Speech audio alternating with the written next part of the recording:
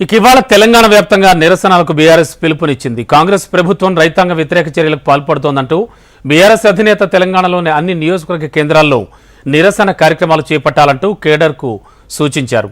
MP ఎన్నికలు ముగిసిన తెల్లారే వరి ధాన్యానికి క్వింటాల్కు 500 రూపాయల బోనస్ చెల్లిస్తానని ప్రకటించిన సీఎం రేవంత్ ఇప్పుడు సన్నవడ్లకు మాత్రమే బోనస్ ఇస్తాము అనడం రాష్ట్ర రైతాంగాన్ని మరోసారి వంచడమే అంటూ కేసీఆర్ ఆరోపించారు. నిరసన కార్యక్రమాలతో పాటు ప్రతిరోజు వడ్ల కళ్లాల దగ్గరికి బీఆర్ఎస్ శ్రేణులు వెళ్లి రైతాంగానికి భరోసా కల్పించాలని కేసీఆర్ పార్టీ శ్రేణులకు సూచించారు. ఇక కొనుగోలు కేంద్రాలను ప్రారంభించిన ధాన్యాన్ని వెంటనే కొనుగోలు చేయాలంటూ ప్రభుత్వాన్ని డిమాండ్ చేశారు కేసీఆర్. ఇదే అంశానికి సంబంధించి లేటెస్ట్ ఇన్ఫో అందించడానికి మా కరెస్పాండెంట్ ఏవే స్వామి సిద్ధంగా ఉన్నారు.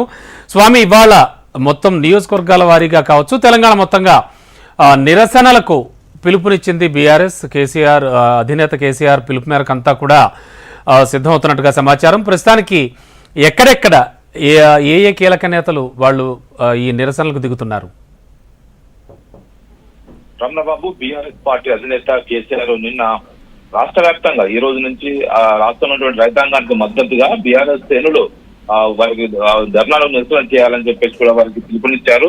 రాష్ట్ర ప్రభుత్వం వరికి బోనస్ 500 రూపాయలు ఇస్తానని చెప్పేసి ఎన్నికల్లో ఇచ్చిన హామీని అమలు చేయకుండా తుంగలు తొక్కారు. నిన్న లోక్సభ ఎలక్షన్స్ ముగిసిన వెంటనే ప్రభుత్వం ఒకవైపు మాట మార్చి ఓన్లీ సన్న వడ్లకు మాత్రమే 500 బోనస్ ఇస్తామని చెప్పడం రైతుల్ని దగా చేయడమే అని చెప్పేసి కేసీఆర్ మండిపడ్డారు. దీనికి సంబంధించి ఒకవైపు రాష్ట్రంలో సకాలంలో రైతు బంధు ఇవ్వట్లేదు, రైతులకు ఇస్తానటువంటి బోనస్ ఇవ్వట్లేదు, కౌలుదారులకు మరోవైపు రైతు కూలీలకు ప్రభుత్వం ఎలక్షన్ లో ఇస్తానటువంటి హామీ అమలు చేయట్లేకుండా ఇప్పటికే రైతుల్ని ఈ ప్రభుత్వం వంచిస్తుందనేది కూడా కేసీఆర్ ఆరోపిస్తున్నారు.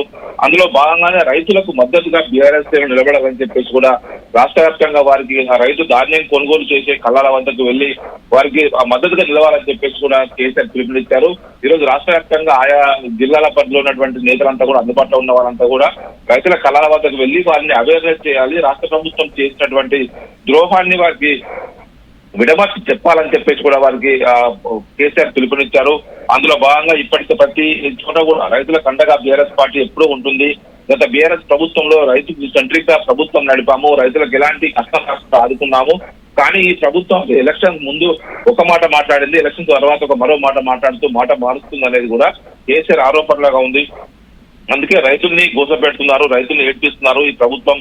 అందుకోసమే వారికి మద్దతుగా రైతులకు మద్దతుగా బీఆర్ఎస్ శ్రేణులంతా కూడా రైతు కళ్ళాల వద్దకు వడ్ల కొనుగోలు కేంద్రాల వరకు వెళ్లి వారికి మద్దతు నిలవాలని చెప్పేసి పిలుపునిచ్చారు. తెలంగాణలో 90% మంది రైతులంతా కూడా దొడ్డు వడ్లే పండిస్తారు, సన్నవడ్లు పండించరు. కేవలం కొద్ది మంది మాత్రమే సన్నవడ్లు పండిస్తారు.